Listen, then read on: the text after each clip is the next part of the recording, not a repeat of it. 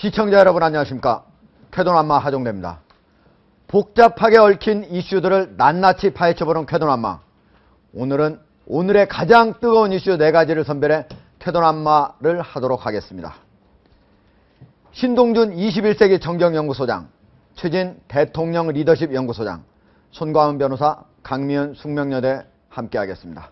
안녕하십니까. 네. 자, 오늘부터는 이렇게 쾌도남마 하나씩 항목을 이렇게 나눠놨는데요. 먼저 쾌부터 보도록 하겠습니다. 자, 막 대먹은 여 대표님, 상당히 불쾌한 소식인데요. 먼저 영상 보시고 얘기 나누도록 하겠습니다.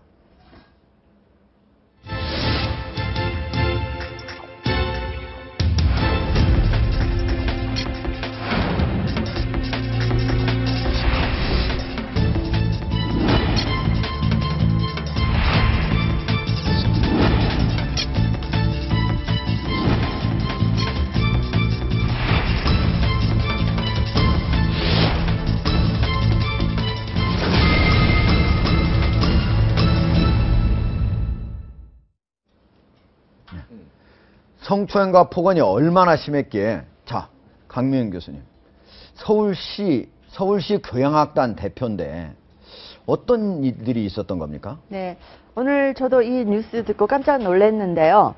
기사를 보면 뭐 여러 가지 폭언이 있었다고 합니다. 폭언을 뉴스에 나온 대로만 조금 소개를 해드리면요. 예. 회사에 손해가 발생하면 너희들 장기라도 팔아라, 뭐 이런 얘기했었고, 너는 미니스커트를 입고 네 다리로 음반을 팔면 좋겠다. 술집 마담 하면 잘할 것 같다. 뭐 노예 근성이다.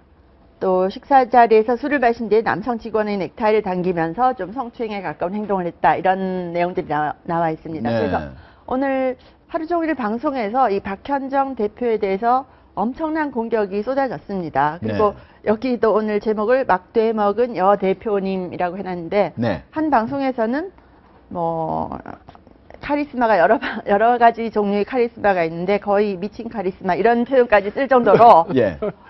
좀 나쁜 표현을 쓰는데, 저는 미디어 학부 교수로서 제가 그 기사를 잘 찾아봤어요. 네. 많은 기사를 찾아봤는데 제가 찾은 한 가지 의문점이 있습니다. 네. 그게 뭐냐면, 그 기사들이 거의 다 이제 서울시향 직원들의 주장을 이렇게 적어놨어요. 예. 그런데 언론의 가장 기본 취재 방향이라고 할 수 있는 삼각 구도, 그러니까 반론권이 전혀 보장돼 있지 않다는 게 좀 의문스러웠어요. 예. 왜냐하면 거기에 대해서 서울시장 박현정 대표는 어떻게 말했다라는 내용이 한 줄도 없는 거예요. 사실은 제가 그래서 네, 오늘 직접 들어보려고 전화를 여러 번 했는데요. 네. 수업 중이라면서 전화를 받지 않았습니다. 그래. 그 다음에는 전화를 꺼놓은 네. 상태였기 때문에 통화를 못 했는데요. 예, 그래서 기본적으로는 취재를 할 때 반론권은 기본적으로 보장을 해줘야 되거든요. 저쪽에서 노 코멘트라고 할지언정 그 노 코멘트가 나와야 되는데 그게 전혀 없다는 것이 첫 번째 하나 의문점이었어요. 예. 그리고 방송 들어오기 전에 이제 하종대 진행자께서 저한테 전화하셔서 조금 알아보고 오시면 좋겠다 이렇게 말씀하셔서 제가 한 2군데 정도 알아봤습니다. 예. 오케스트라 지휘자하고 음악평론가 이렇게 전화를 해봤더니 예. 조금 복잡한 문제가 있는 것 같기는 합니다. 네. 그 서울시향 내에 이제 정명훈 지휘자가 있고, 이제 그 시향의 대표가 박현정 대표가 아닙니까? 그럼 그 사이에 어떤 헤게모니 싸움이 있을 수 있다라는 내용을 제가 좀 들을 수가 있었어요. 그래서 저도 그것이 어떻게 정확한 내용인지는 모르겠지만, 뭐 그런 조직 내에서 어떤 타벌 싸움이 있다면, 언론이 한쪽의 얘기만 너무 이렇게 부각시키는 것은 조금 문제가 될 수도 있겠다라는 예. 생각이 들기는 합니다. 알겠습니다. 네. 우리 신동준 소장님. 자, 약간의 뭐 헤게모니 싸움도 뭐 있었던 것 같긴 한데, 예. 이런 폭언들, 그리고 일부는 성추행, 술을 마실 때 넥타이로 당기면서 남성의 주요 부위도 만졌다. 근데 이렇게 해가지고 무려 27명의 전체 직원 가운데 13명이 퇴사를 했다. 이게 보통 회사에서 웬만큼 해가지고 이렇게 이루어지기는 어려운 상황이에요. 그 성추행 때문에 퇴사했는지 뭔지 모르겠는데 저야 예. 뭐 남성이니까 정말 네. 관심 있게 그 부분 봤죠. 그랬더니 진짜 뭐 그래서 물어봤더니 우리 저 강 선생님 취재 결과로는 결혼을 안 했다고 그러대요. 네. 그 저 대표가. 몇 년 전까지는 안 하셨는데 그 다음에 그 다음은 예. 모르겠어. 예. 그러니까 어떻게 그 나는 그래서 여자도 색을 밝힐 수 있습니다. 남자도 호색한이 있듯이 호색녀가 있습니다. 예. 그리고 또 저렇게 이게 이제 쉬운 얘기를 하면 갑질이죠. 자기 대표니까. 예. 그것도 인사권을 쥐고 있잖아요.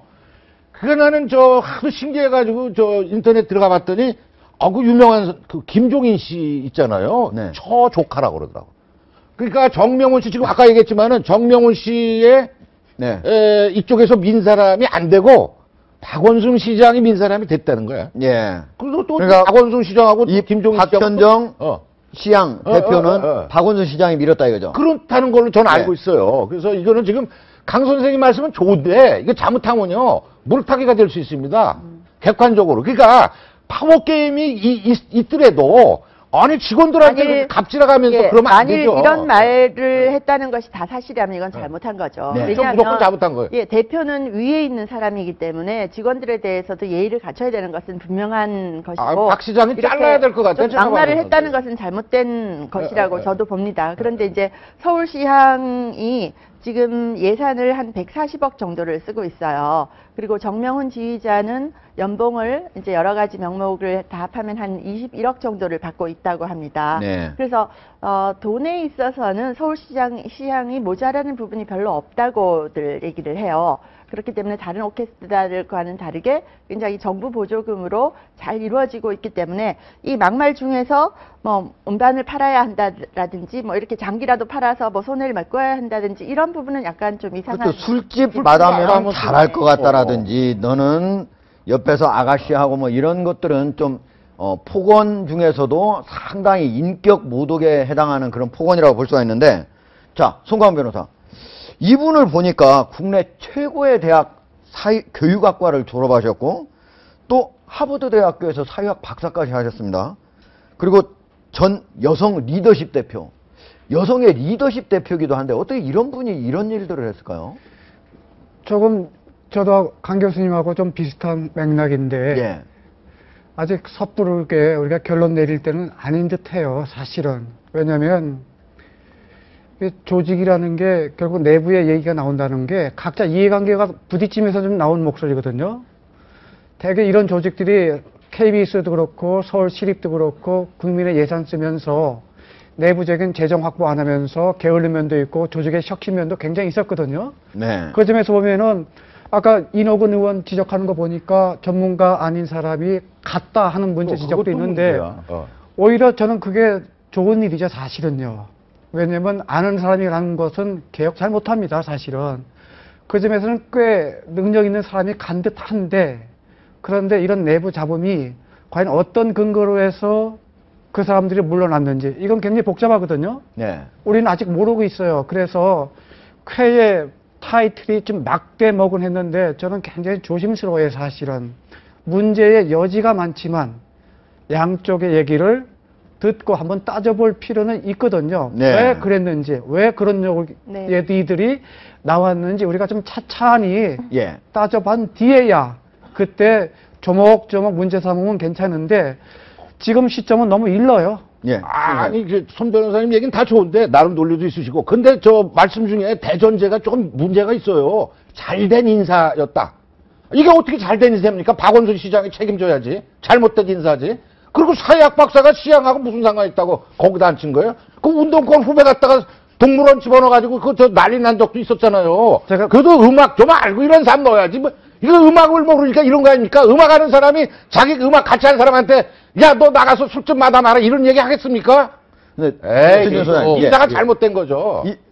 왜 이런 사람을 근데 박원순 대표는 임명을 했을까요? 저도 이해를 할 수 없어요. 누가 추천을 했던 간에 예. 저런 욕을 하고 실용기록 했다는 것 자체는 사실 일고의 여지가 없는 겁니다. 저도 이제 사실 법인 한국 리더십 개발원 문제가 원장을 맡고 있는데 예. 저분이 여성 리더십을 하더라고요. 리더십의 핵심이 이제 자질입니다. 품성. 예. 그게 핵심인데 리더십에 죄송하지만 완전히 기본 ABC 자체가 깨진 분이 네. 어떻게 더 이상 누가 추천을 했던 간에 저 자리에 있다는 것은 문제고. 문제가 심각해. 그리고 하버드에서 제일 중요한 게 품성입니다. 예. 뽑을 때도 그렇고 가르칠 뭐 어떻게 때도 하버드 들어간 거야? 이건 도저히 있을 수 없고 참 검찰총장을 지낸 분이 지금 최근에 성희롱으로 문제고 얼마 전에는 국회의장 지낸 분이 골프장에서 또 성희롱했고 그 참 또 별 세계 군인이 또 성희롱으로 문제고 이제 급기야 마지막에 예술계까지 저렇게 성으로 사퇴된다는 건 저거는 잘된 인사 부분 얘기를 하는데 잘된 인사 부분을 제가 잘된 인사라고 표현한 건 아니고 예. 우리가 워낙 돈을 쓰는 조직들이 방대하고 투명하지 않고 그러다 보니까 우리가 개혁을 항상 하기 위해서 갔다. 네, 혁신과 개혁할 때는 오히려 모르는 사람이 오히려 아무런 그 선입관이나 네트워크 없이 가는 게 꽤 괜찮은 것입니다. 알겠습니다. 그 차원이었겠죠. 자, 네. 그런데 네. 지금 막말 네. 이거는 형사처벌, 폭언 이런 건 형사처벌 가면 어떻게 됩니까? 저는 사실은 그 오늘 출연하면서 이 박현정 이 세 글자를 오늘 처음 알았어요. 예. 그 추행이라고 해서 저는 남자인 줄 알았어요, 사실은. 네. 1시간 전까지. 예. 근데 의외로 여자였거든요. 그 조직 면에서 보면은 지금 뭔 얘기가 나오냐면 뭐 돈을 못 벌면은 어떻게 하는 표현이 하나 있었거든요. 아, 저기 회사 손해가 발생하면 너희들 장기라도 팔아라. 예. 이 부분을 제가 나름대로 이해를 하면은 그만큼 조직으로 하여금 모두 다 재정 자립도를 높이고 그다음에 헛돈 쓰지 말라고 하는 채찍질일 수도 있거든요. 알겠습니다. 그래서 예. 그런 부분이 가능성이 있기 때문에 얼마든지 이 시장의 내부적인 운영 측면, 그다음에 계획의 방향, 혁신이 제대로 갔는지 안 갔는지 이게 기본적인 평가가 돼야 되고 예. 그 다음에 부수적으로 이 문제가 있다면 그거는 달게 처벌받을 거 처벌받고 그다음에 문제 지적될 거 있으면 네. 당해야겠죠. 알겠습니다. 강 교수님. 박현정 대표가 이 서울시향을 경영을 잘했느냐라는 문제와 만일 성추행이 있었느냐 이 문제는 전혀 다른 물기로 별개로 예. 봐야 되는 거죠. 예. 성추행이 있었다면 이것은 처벌을 받을 수 있는 문제인데 예. 예전에 유명한 영화 디스클로저라는 영화가 있었어요. 데미 예. 무어가 주인공이었는데 여상사가 남자를 성추행하는 그런 예. 거였어요. 근데 거기에 유명한 대사가 나옵니다. 뭐냐면 성추행이라는 것은 성에 관한 문제가 아니다. 파워에 관한 문제다. 아하. 이런 얘기가 예. 나옵니다. 그 리더십의 그냥 상사로서 그 여성 리더십을 그런 걸 배우면 알겠습니다. 뭐 이래가지고. 자, 두 번째 아이템 보도록 하겠습니다. 도입니다. 자, 첫 번째 거는 불쾌한 소식이었고요. 자, 도 보죠. 알고 보니 짝사랑. 예, 먼저 영상으로 확인해 보시겠습니다.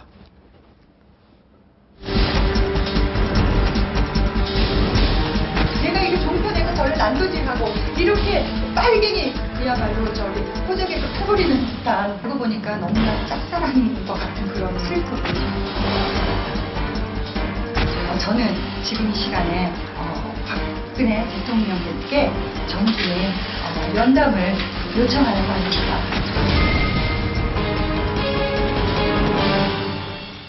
예, 오늘 신은미 씨 그가 기자회견을 통해서 하나는 종편이 종북몰이를 했다 하는 얘기를 했고 이런 것들을 해명하기 위해서 박근혜 대통령의 면담을 요청했습니다.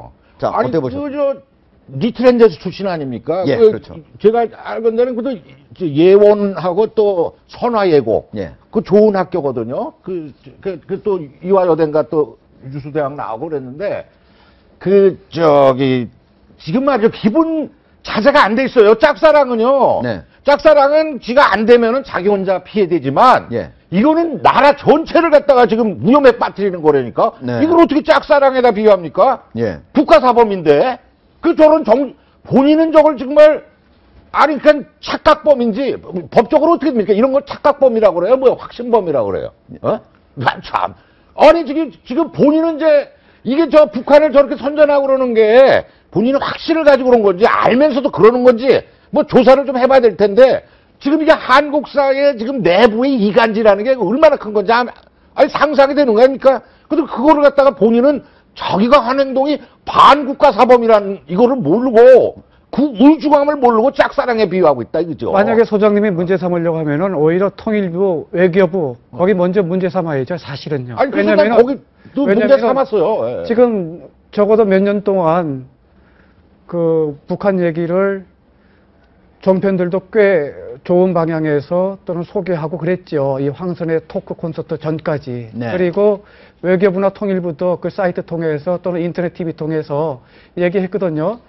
저는 조금 여러분들한테는 기분 나쁜 얘기일지 모르지만은 우리가 왜 이렇게 세게 강하게만 가는지 저는 모르겠어요. 조금 우리가 좀 유연하게 네. 조금 좋은 얘기일 수도 있고 조금 북한에 이로울 수도 있죠. 그러나 범죄 수준은 아니라고 봐요. 예. 이미 또 오마이뉴스에서 벌써 2, 3년 하고 책도 나왔거든요. 만약에 그것이 공안당국 입장에서 문제가 됐다고 하면 당연히 출금 조치하고 판매 금지하고 해야 되는데 그건 안 했어요. 그러면 결정적인 실수는 제 생각에는 신남욱의 그분이 정치인 만나서 보안법 전과자 황아묵에 만나셔갖고 간 것이 나는 문제라 생각해요. 그러나 나머지 얘기를 들어보면은 꽤 들을 것도 있고 꽤 생각할 것이 꽤 있죠. 결론은 저는 조금 좀 유연하게, 저는 좀 부드럽게 좀 봤으면 좋을 듯 저는 해요. 좀 견해를 달리 하는데요. 어느 네. 신은미 씨 기자회견하는 걸 제가 봤습니다. 뭐 리틀 엔젤스 얘기하고 박정희 대통령 초대를 받아갔고 뭐 이런 얘기를 예, 하면서 박정희 대통령과 인연을 얘기하면서 박정희 대통령의 그리고 면담을 뭐 요청했죠. 사랑을 했는데 짝사랑인 줄 몰랐다 이런 얘기를 했는데 저는 이걸 들으면서 아 정말 감성파리 멘트를 하고 있구나 이런 생각이 들었어요. 네. 그리고 뭐 이런저런 얘기를 하다가 뭐 기자들을 토크쇼에 초대를 하겠다 이렇게 했는데 기자들이나 뭐 다른 분들 초대하기 전에 탈북자들 여기 3만 명 계시거든요. 그분들 초대해서 한번 토크쇼 해보시면 어떨까 생각이 들고 예. 대통령 면담 신청하는 걸 보고 제가 깜짝 놀랐어요. 아 이분이 큰 인물 증후군이 있구나. 예. 본인이 굉장히 큰 인물이 되셨다라는 어떤 그런 생각을 하시는 게 아닌가? 그 스노우 우리- 화이트 콤플렉스야. 김정은을 만나고 오더니 그렇습니까? 박 대통령도 만나야 되겠다라는 어떤 박 대통령을 만나서 통일에 도움이 되겠다고 하는 그 발언을 듣고 제가 아니 박 대통령까지도 무슨 공범으로 끌고 가려는 물귀신 자, 작전인가라는 그 상태에서 생각까지 지금 들었어요. 두 분이, 즉, 황선 씨하고 음. 신은미 씨가 둘이 공동으로 기자회견을 했지만 그동안 쭉 해온 발언은 약간씩 두 사람이 다릅니다. 한번 저희가 비교 CG를 준비를 했습니다. 자, 한번 볼까요? 두 분의, 이거는 지금 서로 두 분의 쭉 경력이고요. 경력만 보더라도 서로가 차이가 많이 있습니다. 그런데 발언을 한번 보면요. 황선 씨 같은 경우에는 아주 북한의 교화소, 이거를 열려있는 공간 같다. 예. 이렇게 얘기를 하고, 북한에서 공개 처형한다. 이런 얘기가 많으니까, 야, 한국에서도 연쇄살인범 같은 경우에는 공개 처형해야 된다는 얘기가 많이 나오지 않느냐.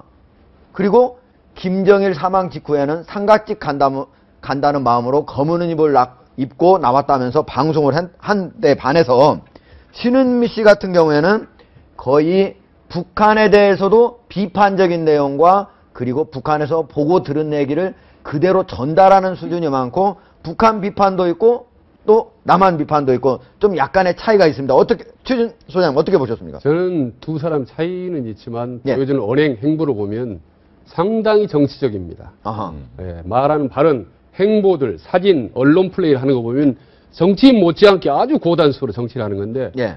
저는 혹시 저 다음 총선 때 나오지 않을까 걱정되고 또 대선 때 어떤 역할을 하겠다고 하는 건지 그것도 상당히 좀 걱정될 정도로 나라가 뒤집어지겠네 이거. 지금 아시다시피 김정은 스트레스가 국민들이 얼마나 심각하게 봤습니까? 이루 말할 수가 없지 않습니까? 예. 언제 어떻게 돌발 사고가 터질지 모르는 판인데 전국 곳곳을 돌면서 김정일 스트레스도 부족해서 저 스트레스까지 엄청나게 주는 국민들이 받는 저 실적 충격이라든지 짜증은 법적으로 어떻게 처리를 해야 될지 모르겠습니다. 아니, 그래서 그 부분을 예.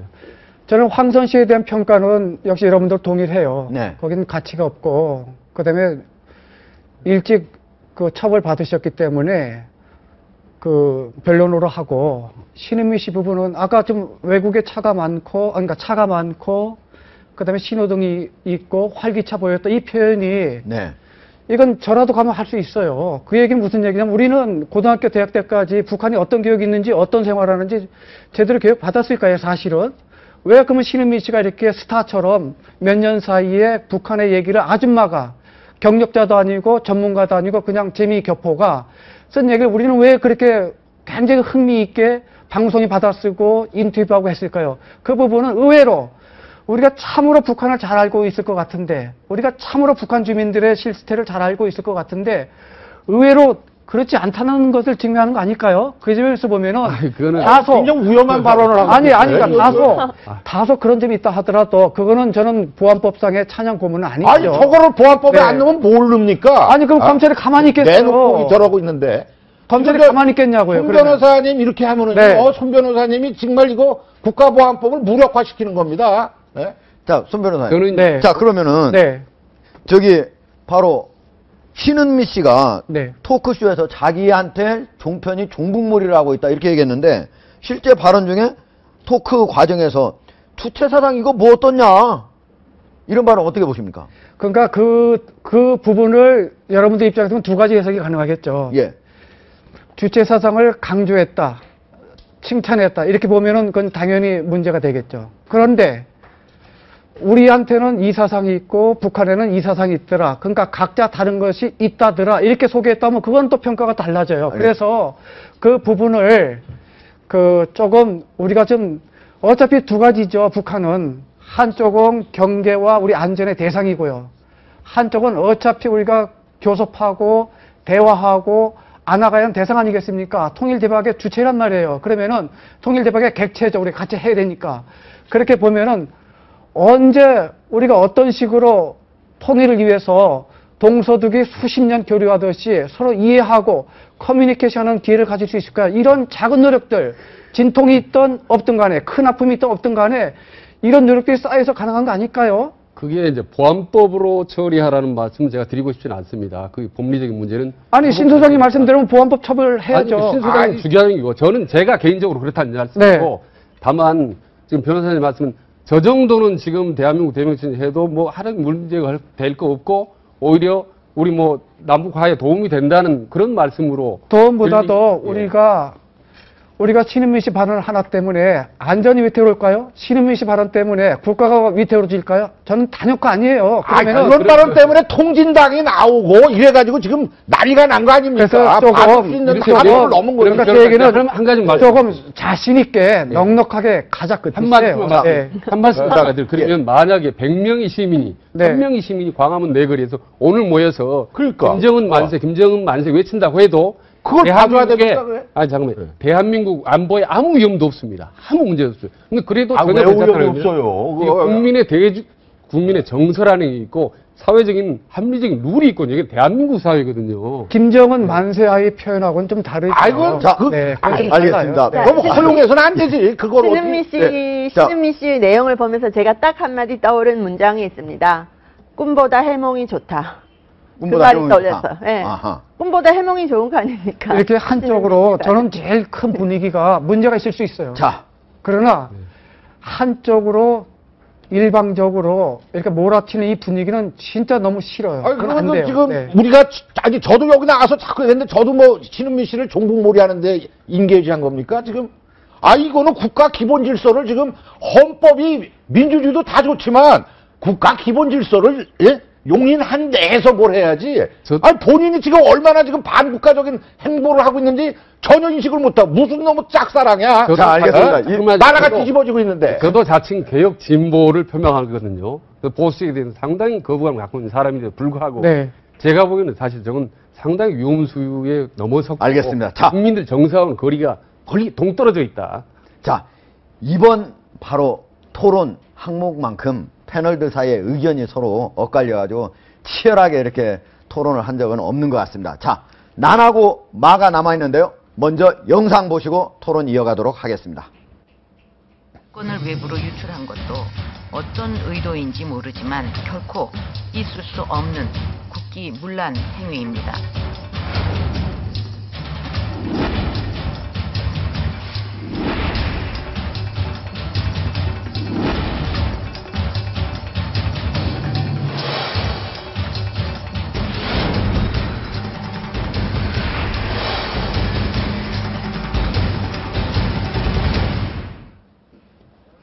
자, 난과 마가 남았는데요. 난, 마가 서로 한 아이템이니까 같이 한번 뜯어보도록 하겠습니다. 나는 감시견. 누군가가 이렇게 얘기를 했습니다. 그러니까 마는 또 다른 사람입니다. 자, 사냥개에서 그동안 사냥개를 했는데 진돗개가 되겠다. 자, 나는 바로 이 사건의 핵심 당사자 중에 하나인 청와대의 공직기강 비서관 조웅천 전 공직기강 비서관이 한 얘기고요.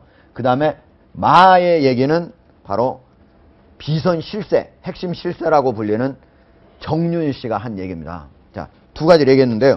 오늘 사실 언론을 통해서 중요한 얘기들을 꺼냈습니다. 꺼냈는데 조웅천 먼저 공직기강 비서관이 한 얘기를 간단히 3가지 정도로 한번 정리를 해보면요. 지난 4월에 지금 화면에 나오고 있네요. 지난 4월에 정윤희 씨가 바로 이재만과 연락을 했다 하는 얘기가 하나가 있고요. 그 다음에 정윤희 관련 문건, 그 지난해 말에 생산했던 올해 1월 6일이죠. 그때 생산했던 그 문건은 신빙성이 60~70%가 된다. 그리고 정윤희 전화를 4월 11일, 올해 4월 11일에 받지 않았는데, 받으라고 2번 연락이 왔음에도 불구하고 받지 않았는데, 받지 않았더니 4일 뒤인 그만두라고 해서 4월 15일에 그만뒀다. 이런 얘기입니다. 자, 추진 소장님. 예. 지금 정윤희 씨 얘기만, 바로 우리 조응천 씨 얘기만 먼저 들었습니다. 네. 먼저. 자, 그동안에는 정윤희 씨가 전혀 만났다고 나는 얘기도 없었고, 이재만 씨든 누구든 뭐, 한 번도 만났다는 얘기가 전혀 없었는데, 네. 처음으로 조응천 씨가 이런 얘기를 폭로를 했습니다. 예. 어떻게 보셨습니까? 그러니까 작심하고 공격을 퍼붓기 시작한 거죠. 대통령이나 청와대에 상처를 받든 뭐하든 간에 나도 이제 이판사판이다. 한판 벌리겠다라는 어떻게 보면 일종의 선전포기인 거죠. 그러니까 과거에 청와대 안에 있었던 최고 실세였던 조응천 씨가 폭격을 가한 거고, 그리고 청와대 밖에 있었던 이제 반격을 가하기 시작하니까 청와대 안에 실세, 밖에 있는 실세가 이때 한판 붙은 거죠. 그래서 저는 이제 사실 세월호 이후로 이제 6개월 만에 나왔는데, 네. 저는 박근혜 정부 이후 2년 동안 지금 지났지 않습니까? 저는 가장 위험하고 가장 좀 아슬아슬하고 엄청난 사건이 이번에 처음 터졌다고 보는 거죠. 네. 지금 보면은 언론에 거론되고 있는 인사들을 보면 저도 대통령의 친동생이 있습니다. 그 다음에 청와대 현직 비서실장이 거론됩니다.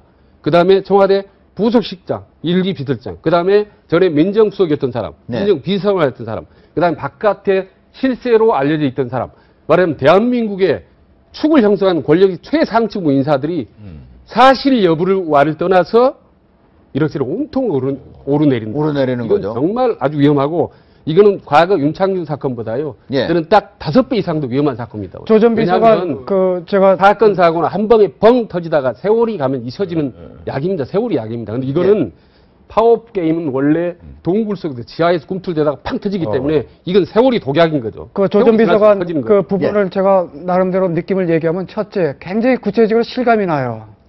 검찰 출신 내용이 아주 생생하다, 네, 이런 생생하죠. 얘기죠. 예. 그리고 의외로 그 만났다는 부분에 대해서, 그다음에 전화했다는 부분에 대해서 오늘 아마 YTN 관련해서 정윤희 씨가 그 인정을 하셨죠. 그 점도 꽤 그 뜻밖의 새로운 사실이죠. 그 전까지 우리들은 정윤희 씨 주장대로, 또 여러분 비서들 주장대로 전혀 그들끼리는 접촉을 전혀 안 했다 했는데, 오히려 오늘 그 조선일보 인터뷰 뒤에 그런 사실이 나왔거든요. 그리고 또 하나는 지금 그 기사를 보면은 이미 검찰서 피의자 신문조사를 받을 걸 대비해서 인터뷰하는 느낌이 들어요, 사실은요. 네.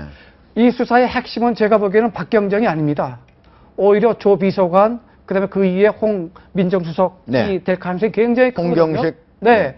그 점에서 민정수석. 보면은 그 검찰 수사를 대비해서 일종의 예행 연습, 또는 검찰과 관련해서 그 할 내용 다 얘기하겠다, 이런 뜻으로 읽혀집니다. 네. 제가 이 사건을 보면서 마치 한국판 CSI 드라마를 보는 것 같아요. 예. 근데 CSI는 드라마인데, 픽션인데, 비해서 지금 이 사건은 다큐멘터리입니다. 그리고 매일매일 자고 나면 새로운 정보가 하나씩 나와 있어요. 누가 무슨 말을 했고, 누가 무슨 말을 했고, 내일은 또 어떤 말이 나올지 모르고 어떤 증거가 나올지 모르는 그런 상황이죠. 알겠습니다. 자, 지금까지 바로 조응천 비서관의 얘기를 들었는데, 조응천 씨가 입을 열자마자 정윤희 씨도 그동안 입을 다물다가 입을 열었습니다. 오늘 채널A와 단독으로 인터뷰한 내용이 있는데 먼저 들어보고 토론을 이어가도록 하겠습니다. 문건 내용 중에는 하나도 지금 사실인 게 없는 거고요. 이제 네, 없습니다. 대통령하고는 따로 연락하신 적은 한 번도 없어요. 예, 없습니다. 박지만 회장하고는 만나셨을 때는 박지만 회장은 자기는 모르는 거다. 박지만 회장이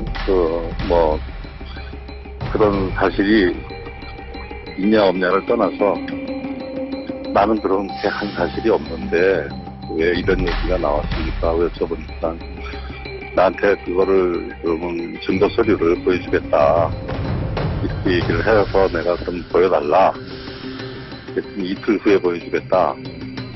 그래서 기다렸습니다. 근데 답이 없어요.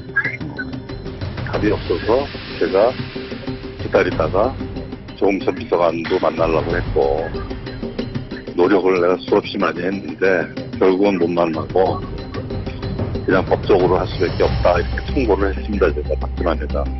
네, 그렇게 하고 제가 검찰에다가 고소를 한 거죠. 역술인 그 문제도 원래 잘 아셔서 한학이나 이런 걸 논의하셨던 그런 분이시죠? 아닙니다. 제가 그분은 저를 알고 있다 그러는데 98년도부터 저는 사실 그분을 몰랐고요. 그분도 이제 만난 지가 한 1년 정도 됐습니다. 1년. 뭐 한 달에 2번씩 뭐 매 정기적으로 가서 뭐가 만나고 이런 거. 그건 저는 아니고요. 네. 이런 얘기가 나오는 거예요. 내가 지금 알고 싶은 게 답답한 게 그거든요. 네, 이거 왜 그러냐. 제가 했으면 한 근거로만 되면은 제가 예를 들어서 인사에 개입하고 국정에 관여했거든요. 근거만 되면은 전 그대로 그냥 끝나는 거 아니겠습니까? 근데 그런 게 없는데 없으니까 지금 계속 카바하고 이런 조작이 나오는 거 아니겠습니까? 있으면은 하나라도 정확한 거 되면은 전 그걸로 기소가 됩니다. 그렇지 않을까요? 그러니까 이렇게 조작이 나오는 거거든요, 지금. 전 그게 지금 너무 답답하고, 그리고 저는 지금 힘이 없습니다. 아무런 힘이 없어요. 단지 민간인일 뿐이고, 오죽하면 내가, 하다 안 돼가지고, 그냥 변호사 사서 고발했겠습니까? 그런 거를 좀 언론에서 좀 알아주셔야 되지 않을까요? 민방하고도 뭐 이렇게 하고 그런 것도 전혀 아닌 거죠. 전혀 없습니다. 예, 전혀 없고 내가 이번에도 정말 너무 화가 나서 두 번째거든요. 이게 벌써 조작이. 그래서 너무 화가 나서 이번엔 정말 내가 작정을 하고 내가 통보를 했습니다. 나도 가만히 안 있겠다 이제. 예, 이제는 뭐 더 이상 내가 참을 이유가 없다. 왜냐면 두 번을 이런 조작을 하는데 내가 어떻게 이게 견디겠느냐. 그래갖고 완전히 사람을 이거는 정말 못쓸 사람을 만들어버리는데 이건 있을 수 없지 않느냐. 이제는 저거 할 것도 없고 제가 그동안에는 대통령에서 누가 안 되게 하기 위해서 조용히 한 건 사실이고요. 전혀 관여도 안 한 것도 사실이고 세상에 비밀이 어디 있습니까? 비밀은 없습니다. 언론도 마찬가지예요. 언젠간 다 그게 역사에 남고 남는데 비밀을 될 일을 만들지 말자는 거예요. 저는. 예, 정윤희 씨의 직접 육성을 들어봤는데요. 상당히 길게 나갔습니다. 그런데 오늘 우리가 두 차례에 걸쳐서 자세한 내용들이 더 많이 있는데 다 모두 다 들려드릴 수는 없어가지고 그러는데 어쨌든 조홍천 비서관의 창 그리고 정윤희 씨의 바로 방패 공격을 하고 지금 방어를 했는데 최준 소장님, 예. 자, 두 사람, 자, 우리 쾌도남만은 양쪽의 의견이 서로 완전히 갈리더라도 자, 여기서 확실하게 보고 단칼에 어느 쪽이 신빙성 있는지 생각을 해야 됩니다. 자, 어떻게 보셨습니까? 두 사람 주장. 제가 외람되지만 청와대에 있을 때 그 파국 게임이 한 복판에 있어 봤습니다. 그래서 찌라시 관계자들 만나보기도 하고, 네. 그 다음에 정보를 유출한 사람을 제가 개인적으로 색출도 해봤습니다. 아하. 예, 제가 그 권력을 너무나 했기 때문에, 그리고 또 개인적으로 학문적으로 연구를 해봤지만, 예. 모든 정권에서 반드시 파국 게임은 있습니다. 네. 정도의 차이일 뿐이지 반드시 파국이 있고 파국 게임이 있고, 그리고 그동안 조홍천 씨가 전 비서관이 했던 얘기들을 보면 조목조목 나와 있습니다. 팩트가. 그래서 결론은 지금 이 게임을 언론이 많이 복잡하고 방송도 복잡하기 때문에 시청자들이 좀 복잡할 겁니다. 모든 이 대결의 이 암투의 대결 구도를 심플하게 나누면 예. 정윤회 그룹과 박쥐만 그룹으로 나눠집니다. 예. 아시다시피 정윤회 그룹은 3인방 이재만 총비서관, 정호성 부속실 제1비서관, 안봉근 부서관 3사람 3인방을 애당초 박근혜 대통령이 추천한 걸로 알려져 있습니다. 아주 가깝죠. 그리고 언론에 많이 나왔던 재미있는 제목, 전공이지만 십상시, 이 사람들이 다 정윤회와 가까운 그룹이고 너무 가깝습니다. 그리고 또 다른 대척점에 있는 조홍천 비서관은 자기가 채용했던 경찰 박경정, 요즘 말 많은 박경정과 가깝고, 그리고 두 사람은 박지만도 가깝습니다. 과거에. 특별한 인연인 사람이죠. 네. 그래서 결국은 정윤회 그룹과 박지만 그룹으로 나눠져 있고 청와대로 본다면 조웅천을 중심으로 한 당시의 민정수석 그룹과 민정수석실을 제외한 나머지 총무비서관과 비서관과 부속실과 외곽 그룹. 그러니까 민정 대 비민정 그룹으로 청와대는 나눠지고 예. 바깥에서는 정윤회 그룹과 박지만 그룹으로 나눠지는 것이 큰 이번에 이 파워게임의 큰 얼개 그림입니다. 예. 역시 권력 핵심에서 직접 근무를 해보셔서 명쾌하게 한번 설명해 주세요. 그러니까, 아니, 신수사님. 거기다가 뭐 또, 우리 최 선생님은 리더십 전공 아니에요? 대통령 리더십. 예. 그걸 개척하신 분인데, 그러니까 대통령 리더십이나 제가 쭉 해오는 제왕학이나 똑같아요. 네. 고금동서라는 게 서로 일관지 하나로 통하는 게 있거든요. 근데 이제 같은 맥락에서 말씀드리면, 여기부터 개견자고 개구자고 어떤 차이가 있어요? 저기 좀 사냥개, 토사구팽입니다. 예. 그러니까 정윤회 씨는 토사구팽은 내가 당했는데 다시 부활해서 진돗개로 물어뜯겠다. 예. 딱 잡으면 이제 안 놓겠다. 이 얘기입니다. 네, 그렇죠. 저쪽은 감시견. 감시견이라는 게 한자로 번견이라고 그래요. 워치덕이. 예. 번견. 집에 이렇게 딱 도둑놈 들어오는 자기 그 역할을 했다 이거지. 주군을 위해서 충성을 다 바쳤다. 이 얘기 아닙니까? 예. 그러니까 왜 개견자와 이제 그냥 이부 말씀드리면 개구자는 작은 게, 예. 개견자는 큰 게 예. 이건데 왜들 저렇게 나는 번견이다, 나는 토사구팽에서 진돗개다 이러는지 아니 그 역할들에 대한 자부심 때문에 그런지 모르. 아니 죽은 개는 또 어떻게 살아나서 진돗개가 돼? 진돗개 되려면 뭐 토사구팽에 먹으면서 뭐 진돗개 되나? 아니 저는요 가만있어 마지막 제가 한 말씀 드리고 싶은 거는. 이거는요, 딱 잘라서 말씀드리는데, 우리 최 원장하고 같은 맥락이야. 이 사람들은 뭡니까, 이거? 사랑채? 행랑간 아범들이에요. 주구는 저 안에 있는데, 안방만이만 있어, 지금. 바깥, 주인은 없고.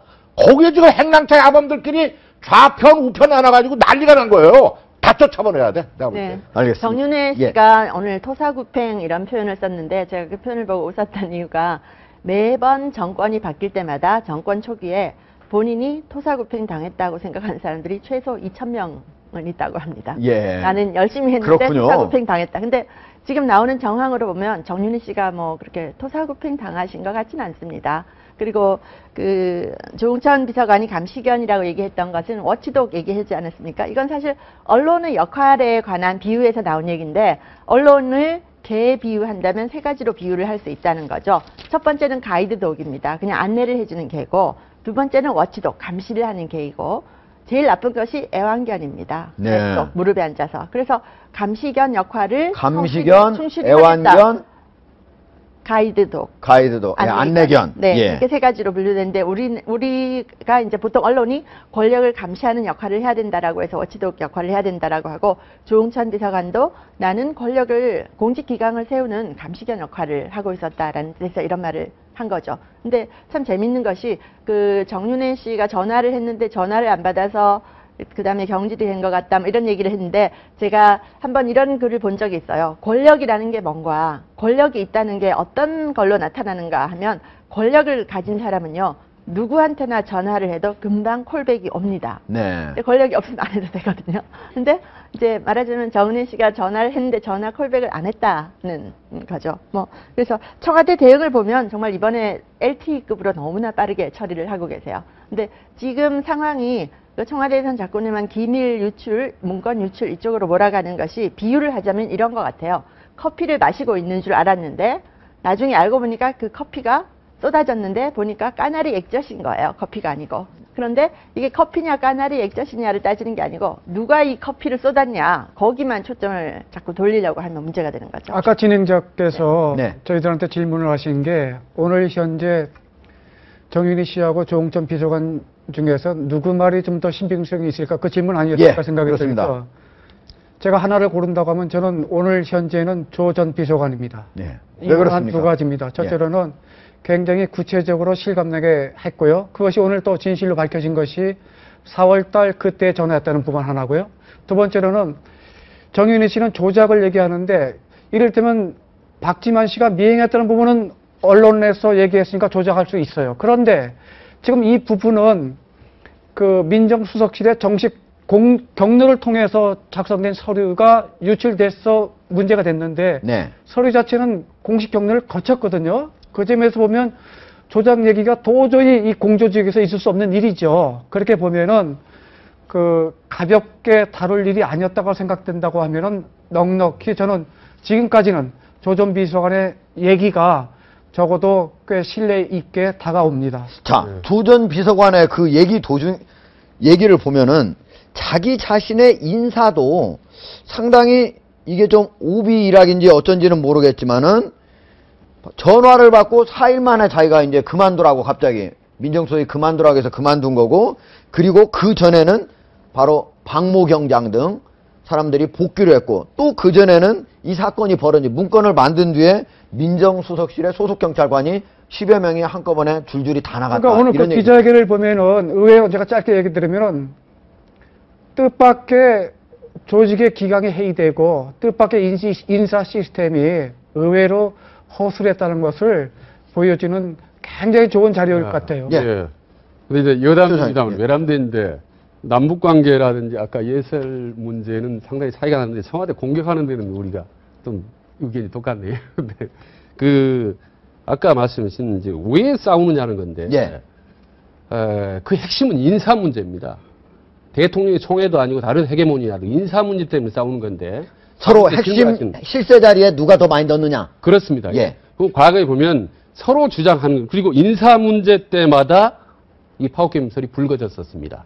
그래서 이제 과거에 보면 정윤회 속은 우리가 무슨 좋은 인사만 추천하면 민정 라인에서 자꾸 걸린다. 네. 거기서 더 이상 가지 않고 우리를 견제한다라고 주장을 하고, 조홍천 쪽에서는 우리 공식 라인이 있는데 난데없이 감시견 역할을 하는데 그 서로 이제 상반대 주장인 거죠.